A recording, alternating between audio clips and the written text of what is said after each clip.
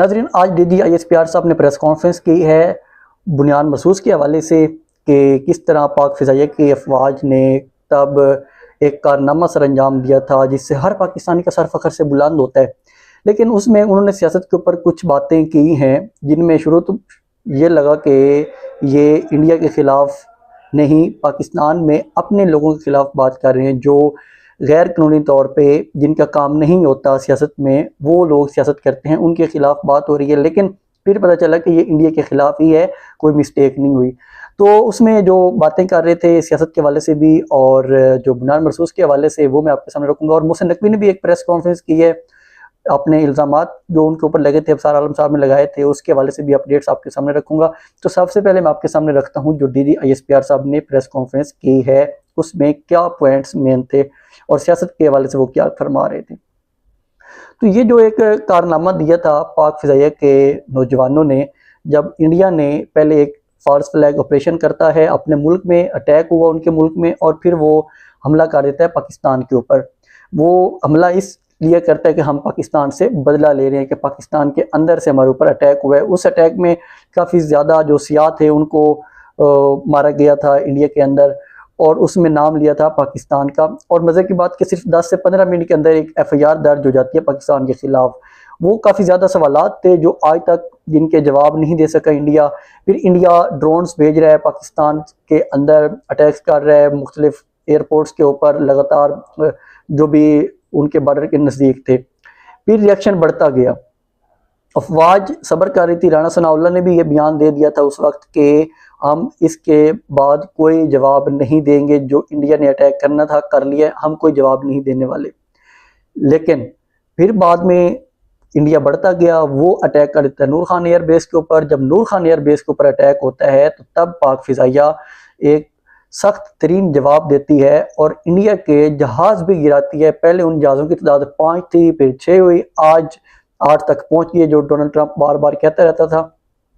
पाकिस्तान भी उन 8 जहाज़ों तक पहुंच गया जो डोनाल्ड ट्रंप बार बार कह रहा था। तो इसलिए ये वाला दिन पाकिस्तान के लिए एक बहुत ख़ास दिन था कि पाकिस्तान की अफवाज ने एक मजबूती के साथ अपना दिफा किया था, क्योंकि इंडिया 10 गुना बड़ा मुल्क है, वो पाकिस्तान के ऊपर अटैक करता है। पाकिस्तान को एक ही चीज़ बचा के रखती है कि पाकिस्तान एटॉमिक पावर है, नहीं तो पाकिस्तान मुआशी लिहाज से इंडिया से बहुत पीछे है, तरक्की के लिहाज से बहुत पीछे है, IMF के पीछे अभी तक भाग रहा होता है। लेकिन एटॉमिक पावर है, इसकी वजह से पाकिस्तान की सेफ्टी हो जाती है। तो तब पाकिस्तान के अफवाज ने एक बहुत ही सख्त तरीके से जवाब दिया और इंडिया को बिल्कुल चुप करवा के रख दिया था। लेकिन आज जो उसके हवाले से एक बात कर रहे हैं कि किस तरह इन्होंने एक मुकम्मल तौर पे कंट्रोल हासिल किया था, उसके हवाले से आज 1 साल हो गया, तो वो अपनी चीज़ें बता रहे हैं कि हमने किस तरह उनके ऊपर अटैक किया था। उन दिनों एक चीज़ ये हुई थी कि जो पाकिस्तान का सोशल मीडिया था, क्योंकि ये बहुत ज़्यादा PTI के ऊपर अटैक कर रहे थे, PTI को मार पीट कर रहे थे, लेकिन PTI का सोशल मीडिया फ़ौरन से जाके खड़ा हो गया था अपनी अफवाज के साथ, क्योंकि अफवाज जो है ये पाकिस्तान की अफवाज है। कोई एक आता है वो अपनी पॉलिसियाँ नई बनाता है, वो ख़राब करता है, वो अलग चीज़ है। लेकिन PTI का सोशल मीडिया बिल्कुल अपनी अफवाज के साथ खड़ा हो गया और उन्होंने अपने अफवाज को सपोर्ट किया, और तब भी जाके ये X को इन्होंने ओपन किया था। नहीं तो उससे पहले जो ये X ट्विटर है ये बंद किया हुआ था, ये कोई भी नहीं खोलते थे। जब जंग शुरू हुई थी तब जाके X खोला और इन्हें अफादियत का पता चला कि किस तरह जब एक अवाम, एक कौम अपनी अफवाज के साथ होती है तो अफवाज का हौसला बुलंद होता है। तो उसके ऊपर इन्होंने फिर पाकिस्तान की अवाम की हेल्प की आवाज़ दी कि पाकिस्तानी अवाम हमारे साथ खड़ी, और पाकिस्तान की अवाम क्यों ना खड़ी होती। पाकिस्तान के अंदर रहते हैं, अपनी अफवाज के साथ खड़े होते हैं। इख्तलाफ अपनी अफवाज के साथ है, वो अलग चीज़ों पे है कि वो किस तरह एक हर आदमी का अपना अपना इजहार होता है। वो मैं आपको बताता हूँ कि क्या फरमा रहे थे। तो DG साहब कहते हैं कि जो सबसे एक अहम चीज़ थी सियासत के हवाले से, वो कहते हैं कि जो इंडिया की अफवाज है उसके अंदर सियासी मदाखलत बहुत ज़्यादा है। जब ये वाली बात की तो मैं थोड़ा सा शॉक्ड हुआ कि ये आज कहीं कोई इतराफ़ तो नहीं हो रहा कि पाकिस्तान के अंदर कहा जा रहा है, क्योंकि इससे पहले जनरल बाजवा ने जाते जाते इतराफ़ किया था कि हमने सेनेट के इलेक्शनों के बाद कभी इन्वॉल्वमेंट नहीं की। लेकिन बाद में भी इमरान खान साहब कहते रहे कि वो किस तरह चाहते थे, कौन वज़ीर आला बने या कौन किस तरह वज़ीर आला बने, तो वो एक हेड होता है। इससे पहले जो मेजर जनरल गफूर अंजम थे वो कहते होते थे कि जिस तरफ आर्मी चीफ देखता है उसी तरह पूरी फौज देखती है। तो इसीलिए मैंने ये गुमान किया कि आज ये कह रहे हैं कि सियासत में मदाखलत नहीं होनी चाहिए। उन्होंने कहा कि जो इंडिया की फोर्सेस हैं उनके अंदर जो ये मदाखलत है इसकी वजह से बहुत ज़्यादा नुकसान होता है इंडिया की अपनी फ़ौज को भी, और फिर वो दहशतगर्दी को पालते हैं, दहशतगर्दी करवाते हैं। फितनतुल हिंदुस्तान के बारे में फरमा रहे थे कि फितनतुल हिंदुस्तान जो है उसको जो हिंदुस्तान से लोग सपोर्ट करते हैं वो आके पाकिस्तान में जब फितना फैलाते हैं तो हम उनको फितनतुल हिंदुस्तान कहते हैं। कोई बलोचियों के बारे में वो कह रहे थे कोई बलोची नहीं है दहशतगर्द, कोई इस तरह का नहीं है, सिर्फ जो इंडिया की प्रॉक्सी पे चलते हैं वही लोग दहशतगर्द हैं। तो इस तरह की चीज़ें हैं। इंडिया दहशतगर्दी करवाता है पाकिस्तान में। कुलभूषण यादव बहुत बड़ी मिसाल है पाकिस्तान के अंदर कि वो किस तरह पाकिस्तान के अंदर एक मुनज़्ज़म नेटवर्क चला के दहशतगर्दी करवा रहा था। तो वो मिसाल पाकिस्तान के अंदर मौजूद है। तो इस तरह की ये लोग कोशिश करते हैं, जो इंडिया है वो पाकिस्तान के अंदर हालात ख़राब करने की कोशिश करता रहता है कि किस तरह हमने पाकिस्तान की अनस्टेबिलिटी रखनी है, पाकिस्तान में इन्वेस्टमेंट नहीं आएगी। तो ये वाला काम तो इंडिया बहुत ज़्यादा करता है। सी पैक चल रहा है, ये अभी जाके इंडिया खड़ा हो गया चाइना के साथ, ये चाइना के ब्लॉक में जा रहा है जब ट्रंप पाकिस्तान के साथ खड़ा हुआ है। नहीं तो इंडिया कभी भी नहीं चाहता कि पाकिस्तान के अंदर जो चीनी सरमायाकारी है वो महफूज रहे। तो इस तरह की हरकतें इंडिया करता रहता है। इस वजह से वो कह रहे थे कि फितनतुल हिंदुस्तान को हमने बहुत एक्सपोज किया है और उनको दुनिया के सामने एक्सपोज करके रखेगा किस तरह जो इंडिया है वो प्रॉक्सी करवाता है या जंगें के करवाता है, दहशतगर्दी की जो जंगें हैं वो करवाता है।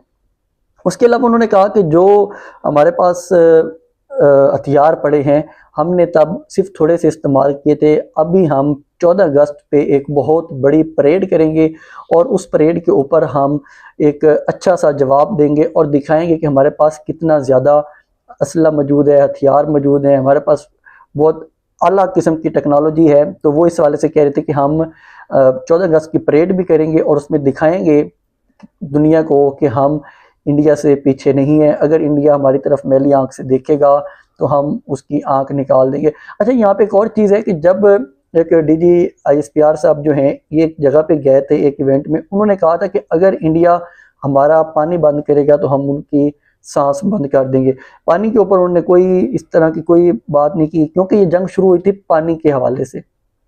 जैसे ही इंडिया ये वाला काम करता है, फॉल्स फ्लैग ऑपरेशन करता है, साथ ही वो पाकिस्तान का पानी बंद कर देता था। जो पाकिस्तान के अंदर पानी आ रहा था चनाब के दरिया में, उसको वो पानी बंद कर दिया था इंडिया ने। और एक आबिजारियत की थी, सिंध तास माहदा जो था उसको उसने कहा कि हम इस माहदे को ख़त्म करने लगे हैं। इंडिया ने एक लॉन्ग टर्म प्लानिंग अपनी ये की थी कि हम इस तरह का ऑपरेशन करके सिंध तास माहदा ख़त्म करेंगे और पानी को अपने कब्जे में ले लेंगे, और उसमें वो अभी तक कामयाब है। पाकिस्तान ना तो कश्मीर का मामला हल कर सका है और ना ही सिंध तास माहदे को हल कर सका है। जो हकीकत है वो हकीकत बतानी चाहिए, लेकिन पाकिस्तान जंगी लिहाज से उनके ऊपर हमेशा हैवी रहा है। पाकिस्तान की प्लानिंग बहुत अच्छी है, पाकिस्तान की जो प्रोफेशनल फौजी हैं या प्रोफेशनल फोर्सेस हैं जिसमें एयर फोर्स बहुत सबसे ज़्यादा प्रोफेशनली काम कर रही है, तो वो इंडिया को कभी भी हम पे हैवी नहीं होने देगी। मज़ीद उन्होंने कहा कि जो फील्ड मार्शल साहब हैं और पाकिस्तान, ये इंडिया के ऊपर बहुत सवार रहते हैं। इंडिया को ये दोनों लोग ख्वाब में नज़र आते हैं। फील्ड मार्शल के हवाले से भी कह रहे थे, क्योंकि इस जंग के बाद फिर एक फील्ड मार्शल का खिताब भी दिया गया और एक तरमीम भी की गई जिसमें फील्ड मार्शल को इंक्लूड कर दिया गया कि अब आसिम मुनीर साहब फील्ड मार्शल रहेंगे और ताहयात रहेंगे, उनको कोई हटा भी नहीं सकेगा और सारी ज़िंदगी ये वाली मरात लेंगे। तो ये वाली वो एक लंबी कहानी हमने आपको पहले भी बताई हुई है, लेकिन फील्ड मार्शल साहब इंडिया के ख्वाबों में रहते हैं, वो यही फरमा रहे थे डीजी ISPR साहब। और मज़ीद उन्होंने कहा कि जो भारतीय सीनियर अफसरान हैं वो आते हैं और आके अंग्रेज़ी में बातचीत करते हैं। देखिए, अंग्रेज़ी में बातचीत तो यहाँ पे भी बहुत ज़्यादा होती है। जो पाकिस्तान में भी आला ब्यूरोक्रेसी में बैठे हैं या जब भी जो हमारे आर्मी चीफ साहब खिताब कर रहे होते हैं अपने PMA के लोगों के साथ, उन अफसरान के साथ, तो हमेशा इंग्लिश में बातचीत कर रहे होते हैं। इंग्लिश की बातचीत जो है वो पाकिस्तान के अंदर नहीं होनी चाहिए। पाकिस्तान के बाहर जहाँ पे फॉरेन डेलीगेशंस बैठे हों या फॉरेन के सामने बात करनी हो तो वहाँ पे इंग्लिश चलो बनती है, लेकिन पाकिस्तान के अंदर हमारा नहीं ख्याल, हमें भी इस चीज़ को प्रमोट करना चाहिए कि हम इंग्लिश में नहीं अपनी उर्दू की ज़बान को आगे चलाएं और उसमें बातचीत किया कि मजीद उन्होंने कहा कि जो पाकिस्तान की अफवाज है, एक सवाल किया गया उनसे कि फ़ौज का सियासत में क्या तल्लक है पाकिस्तानी फ़ौज का। उन्होंने कहा कि हम कोई भी स्टेक होल्डर नहीं है पाकिस्तान की सियासत में, सियासी जमातें आपस में बातचीत करें और आपस में ही इनको मामलात हल करने चाहिए, क्योंकि हमारा तो सियासत से तल्लक ही कोई नहीं है। ये फरमा रहे थे DGISPR साहब कि सियासत के साथ पाकिस्तानी फोर्सेस का कोई तल्लक नहीं है। पता नहीं इमरान खान साहब क्यों बार बार कहते हैं कि एक कर्नल है जो जेल को कंट्रोल कर रहा है, और उनका वो नाम भी लेते हैं, उनको वो कैमरे में जाके बात भी करते हैं और मुख्तलिफ़ किस्म की बातें करते हैं। मुहसिन नकवी का शायद ये हो सकता है कि ये बहुत मेरिट पे आए हों, और अवाम एवं खामखा कहती है कि मुहसिन नकवी साहब किसी के रिश्तेदार हैं, क्योंकि पाकिस्तानी फोर्सेस का तो आज तर्जमान है जो DGISPR साहब है फोर्सेस के, वो तो कह रहे हैं कि फोर्सेस का कोई तल्लक भी नहीं है सियासत के साथ और होना भी नहीं चाहिए। तो मुहसिन नकवी के हवाले से भी यही कहते हैं। फिर कुछ लोग इल्ज़ाम लगाते हैं कि 9 फरवरी को धांधली हुई, तो वो इस किस्म के इल्ज़ामात सारे बेबुनियाद और झूठ हैं, क्योंकि बहुत वाशगाफ लफ्ज़ों में कह रहे हैं DGISPR साहब कि हमारा तो सियासत के साथ कोई तल्लक नहीं है और ना ही हम कोई स्टेक होल्डर हैं इस पूरी सियासत में। तरामीम पता नहीं क्यों ये हुकूमत लेके आ जाती है कि हम ताहयात इस्तिस्ना देने लगे हैं या इस किस्म का काम करने लगे हैं, क्योंकि इस हुकूमत, ये वाली हुकूमत तो आई हुई है मुकम्मल मैंडेट के ऊपर। इस हुकूमत के पास मुकम्मल तौर पे मैंडेट है, अवाम ने इनको बहुत ज़्यादा वोट दिया था, जिसकी वजह से ये 2/3 मेजोरिटी में बैठ गए हैं। सारे लोग गलत ही इल्ज़ाम लगाते हैं कि जो जस्टिस अमीनुद्दीन खान है उसने इनको दे दी थी मखसूस नशिस्तें। ये बिल्कुल झूठ है। जस्टिस अमीनुद्दीन खान अपने नाम की तरह अमीनुद्दीन हैं और वो अमानत के साथ काम कर रहे हैं, जो भी ये कोर्ट्स का है। तो ये एवं ही बस अवाम गलत चीज़ें कहती रहती। आज DGISPR साहब ने क्लियर कर दिया है कि जो फोर्सेस हैं उनका कोई भी तल्लक नहीं है सियासत के साथ, ना ही कोई वो इस चीज़ को प्रमोट करते हैं। मुहसिन नकवी साहब को मैं आपको थोड़ा सा बता दूं कि वो कह रहे थे कि हमने 100 अरब रुपए की ज़मीन वागुज़ार करवा ली है इस्लामाबाद से। तो इस्लामाबाद में जो ज़मीनें वागुज़ार करवाई जा रही हैं उसके बारे में नहीं पता कि वो किसके पास जाएंगी, क्योंकि यहाँ पे मदाखलत के हवाले से तो वो कह दिया DGISPR साहब ने कि हमारा कोई तल्लक नहीं मदाखलत में, सियासत में कोई मदाखलत नहीं करते हम लोग।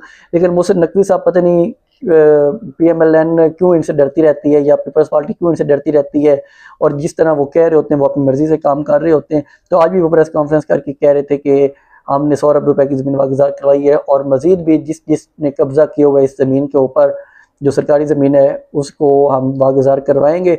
तो मज़ीद भी अपडेट्स हम आपके सामने रखेंगे। तो इसके साथ मुझे इजाज़त दें। अल्लाह हाफ़िज़।